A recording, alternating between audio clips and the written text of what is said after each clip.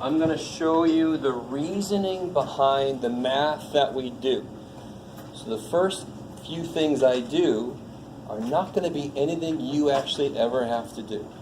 Just follow along, trying to show you why it makes sense what we do.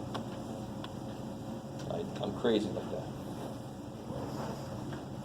Okay, so let's say I had a set of data that looked like this.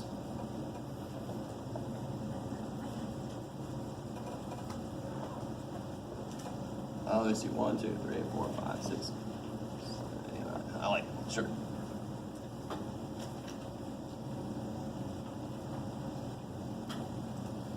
So what we're getting into now, this is our first step into, if they give me the data in a different organization, or if I have a different kind of set of data to talk about, the way I calculate the mean and standard deviation, there might be a quicker way to do it.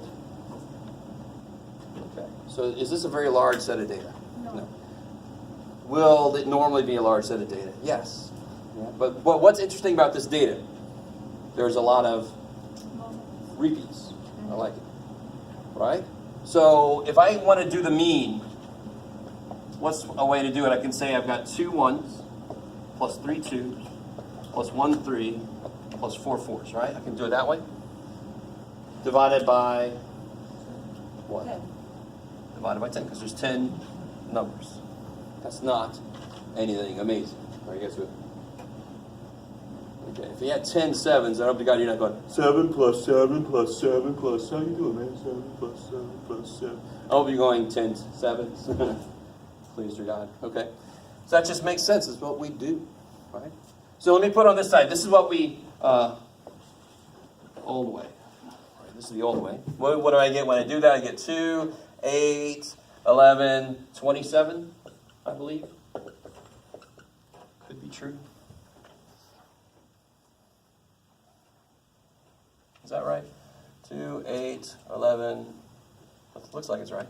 16, 19, 25, 20. Yeah, cool. Which is 2.7, right? Okay. Nothing wrong with that way. Just go with me. I'm not saying for this set of data I would do that and be done with it. But we're not going to have such a small set of data. We're going to have a stupid big set of data. I don't want to do it that way then. That would take for flipping ever. Right? I had to choose my F word very carefully. So now what are we going to do? We're going to realize that I can write this as 2/10 times 1. Some of you guys, I can already hear you. You're like, why the shit would I ever do that? Well, you would never do this. This is the idea behind what we do. Is that true? Hope to God nobody's like, well, why wouldn't you just cancel the 10 and the 2 and make it, 10 you can't divide into an addition problem. That's why, right? Division's not that powerful. Everything's being divided by 10. Do we get the same answer? Well, what's this? This is 0.2 plus 0.3 times 2 is 0.6. Is everybody cool with this? Mm-hmm. Plus 0.10 times 3, so that's 0.3. Just to the chase, Jeff. And then 0.4 times 4 is 1.6, which of course is still 0.8, 1.1, 2.7. So mathematically, math goes, I don't give a shit what you do. Okay. So really, what does this mean? What does this 2 out of 10 mean? There were 2 1s out of 10 numbers, right? So 20% were 1s. 30% of the data were 2s. So forth. Okay, so this is the idea behind what we're going to do. We're not going to do this. Here's what we're going to do. So the way they're going to give me data now is going to be in a distribution, a probability distribution. So it's going to look like this.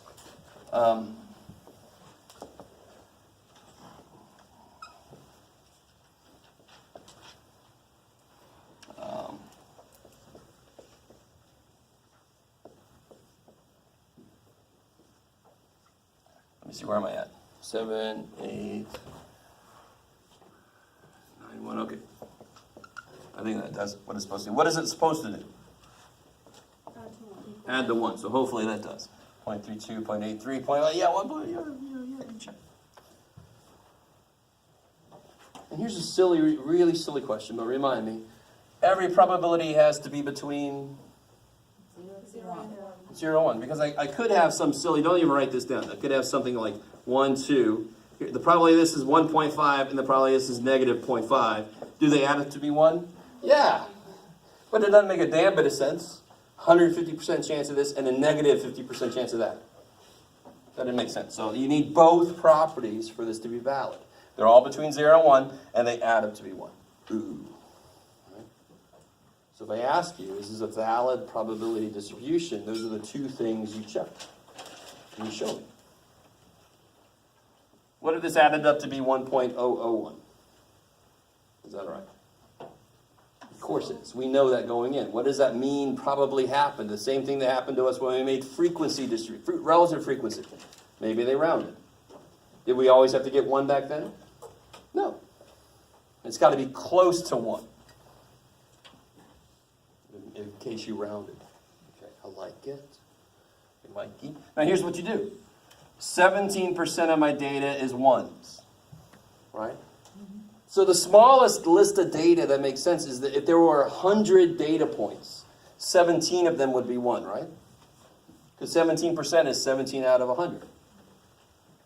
You guys kind of with me? Yeah. Do you want to make a list of 100 numbers where it's 1, 1, 1, 1, 1, 17 times? And then calculate the mean that way? Screw that shit. There's got to be a quicker way to get the mean based on the way they gave it to me. So what do? We do like we did earlier. We take this times this. Isn't that what we just did earlier? The percentage times the value. So this is the weight of this. Well, what's the heaviest weighted thing? 2. 2. So the mean should probably be close to 2. Because it's the heaviest weight. I always think of it like the little black hole here, just sucking things towards it. Or a big planet. Okay, so what's 1 times 0.17? So what's actually, what am I doing then in symbols if I do this times this? What goes up here? X times b of x. Okay, cool. So it'll be 0.17. 2 times 0.51 is? 1.02. Yeah, because twice 51 is 102. 3 times 0.23? 23 times 3 is 69. 4 times 9 is? 36. 36.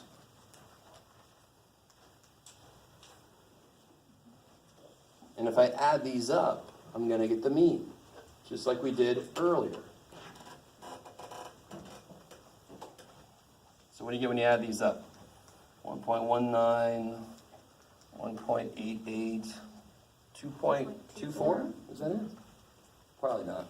I don't trust myself this early. Is it 2.24? Oh, okay. That is the mean. But what did we just do in symbols? If I add these up, what did I just do? I added these up. What does that look like in symbols? What symbol do I use for add? The sigma. Yes. Summed up what? These. That's the mean.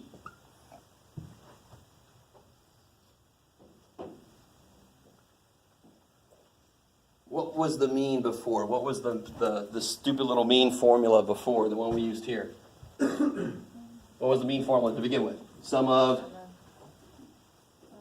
X over n. Do you see what it looks like is missing here? Yeah. The over n. Yeah. But what's on the bottom of a probability? What's on the bottom of a probability? The total number, the n. Holy shit. It's the same formula. They are the same. It's just if they give it to me like this, I don't want to make a big-ass list of 100 numbers and do the mean like before. I want the shortcut way, which is the same shit I did before. It's just the math reorganized to be easier. Multiply across. Add down. It's crazy. It's crazy. All right, now, the mean by itself, we know, is not good enough. What's the other number I need to accurately summarize this data? The mean and the standard deviation. I already have a measure of center. Now I need a measure of spread. Oh, shit. All right. So, what was the formula before for standard deviation? And actually, let's do the one for population. Sigma x minus x bar. Oh, we're doing this for the, sorry, Yeah. for the Alright. population. N minus 1. No, for the population. N. Okay. All right. Notice how I'm using mu here. You'll see why in a minute. Okay. Now, I'm about to write the formula, kind of like what it would look like in this place. We're going to work with the formula and make an easier formula to work with. Just go with me for a minute. So normally over here we would do x minus mu square, right? Mm-hmm. Remember doing that stuff? Yay. So here, I would do like x minus mu square, but then I would multiply that by my weight. Same way I didn't just add these up and divide by n, I did this times the weight. So here I'm going to do the same thing. I'm going to do this times the weight. And if I add those up, that would be the variance in this case. I haven't square rooted yet, right? That would be the variance. And again, what looks like it's missing compared to that formula? Over n, but what's on the bottom of probability? N. Okay. So again, it really is the same formula as before. The over n is in there, right? If you're a little older, you'd understand when I say like ragu. It's in there. Okay. So let's do this. We're going to use this formula up here once. This is going to be kind of gross, but we're going to survive. Well, should I even do that? No, screw it. We're not going to use that formula at all. Let me show you the easier formula to work with, and it's going to depend on a little bit of algebra. Yay! So like I told you, this class does not have much algebra in it, which is not the same statement as no algebra in it. Right? Algebra is the bread and butter of all other math. Okay. This formula kind of sucks because I need to do this shit, which is kind of gross. There's a lot of shit going on here, and then I need to multiply by the weights. I mean, there's a lot of more columns. If only there was a way where I only needed one more column of numbers, that would be awesome. So let's work with this formula a little bit. Look at this. If you saw this in algebra and I said simplify that, what would you do? You saw this piece. What would you do? If you saw 2x minus 7 squared, and I said simplify that, what would you do? What would you do?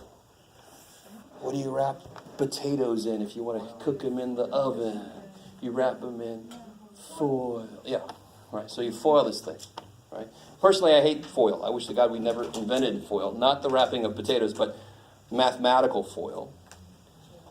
Because all math foil is repeated distribution. Right? You already know distribution. Why do I have to make it sound like it's so hard we got to remember some stupid FOIL bullshit? The 2x gets a turn, the 7 gets a turn. I don't need no first, outer, inner, last bullshit. I just distribute. I already know distribution. All right, I always hated that. If you had one more term in there, FOIL don't work no more. It's got to be formula. You need more letters because you got more shit. Anyway, all right, so how do I do this one? Write it twice. All right, take a minute, FOIL it out. Is it coming on? Maybe, I don't know. Yes, it is. It is? Thank you.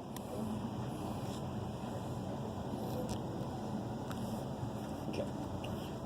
Flip.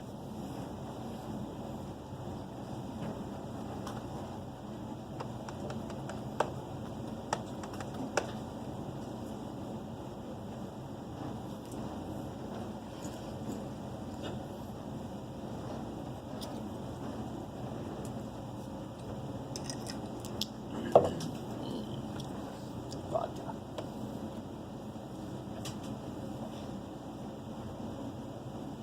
Okay, here's be done. It's not that big of a deal, right? What do you get? X Squared. negative 2 mu x. Because you get a couple of mu x's, right? Yeah. Plus mu square. And of course, you got this times probability of x, right? Mm-hmm. Just go with me for a minute. I love you guys. Again, I'm showing you where a formula comes from.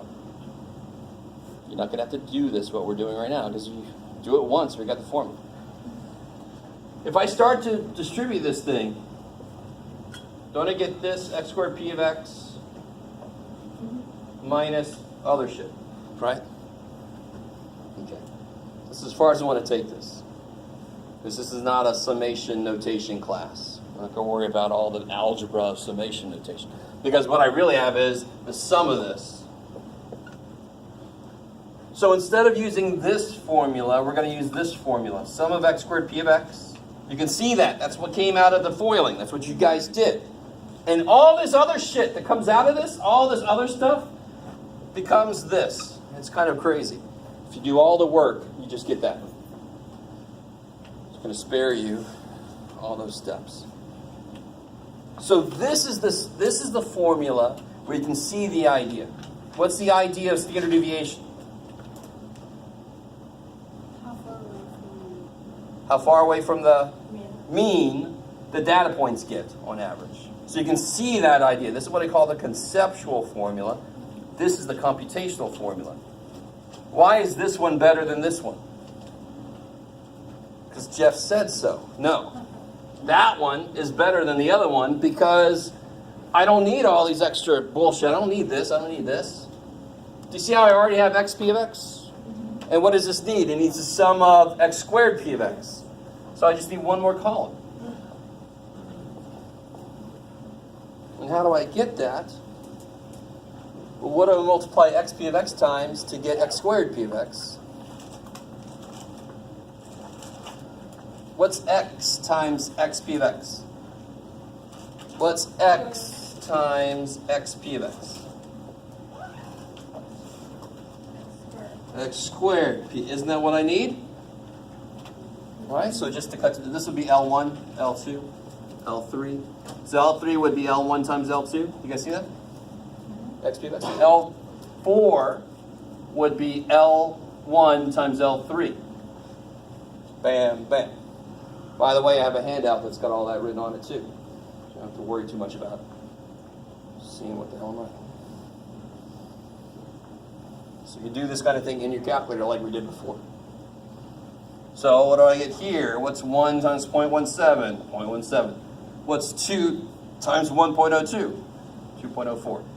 3 times 0.69. Oh, shit. 2.07? I don't know. Yes. 4 times 0.36 is 1.44. Yeah.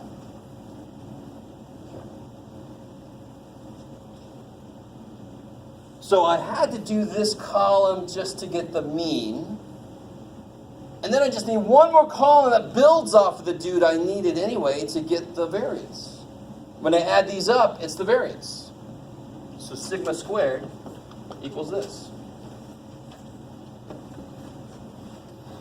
And I desperately hope some of you guys realize, remember what the formula used to be. It used to be sigma squared equals sum x minus mean squared over n. Where's the over n at? It's flipping in there. That's where the over n is, so it's not a different formula.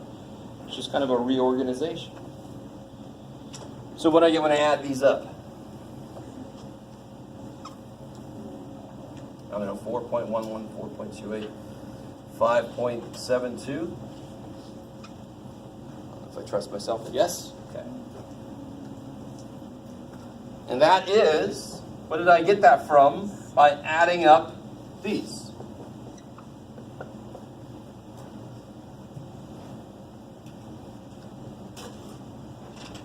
All right, so now I know sigma squared equals this guy. So that goes here, because that's what that is. So this is the conceptual formula. This is the easier to use in the table formula. So when I add this column up, where is it in the formula? Right there. So what's the variance? I put the 5.72 where it goes, right there. Minus the mean squared. That's going to be the variance. That's the one thing. Let me say this again. When you sum this up, it is a part of the formula. You don't get the variance. That's not the variance. That's a part of the formula. You got to plug it in. And then whatever the hell that is.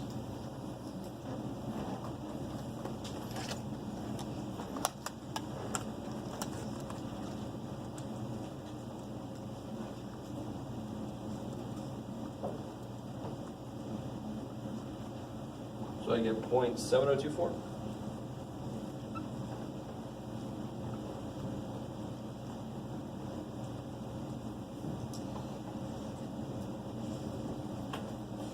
Is that what you guys get? Anybody do that with me? You guys doing all right? What's happening? All right. Yes. Why is the first one? Why did the first one change in the first row? Like, First one. Yeah, 0.17.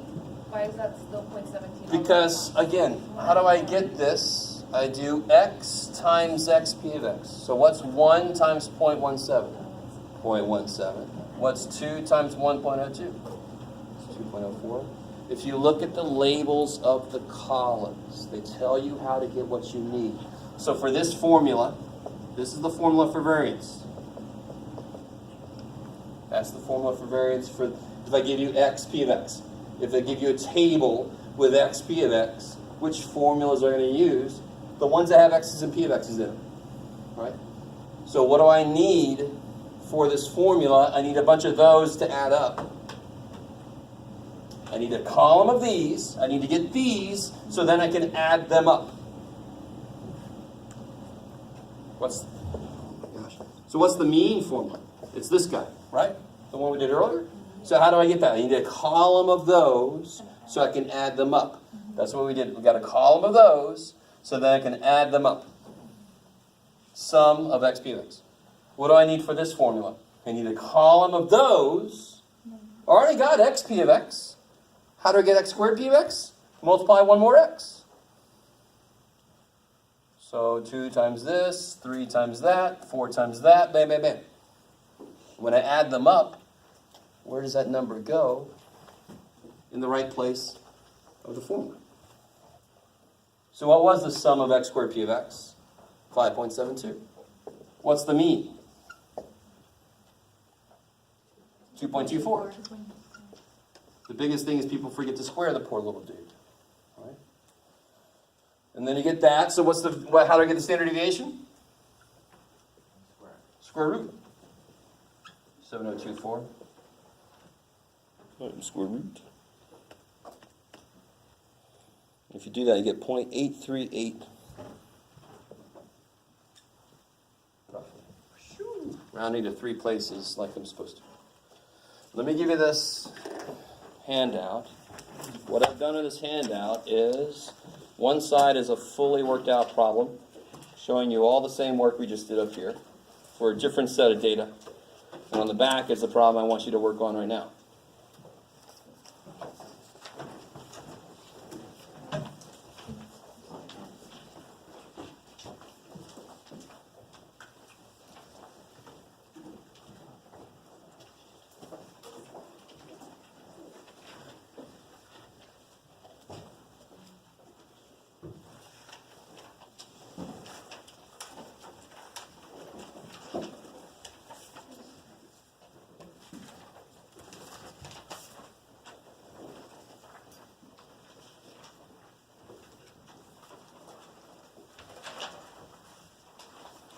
You need to borrow a calculator.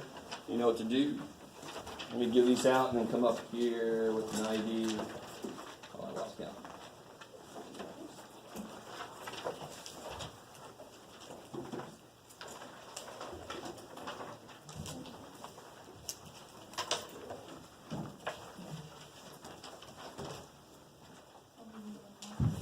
I think you're going to get one. Let's see.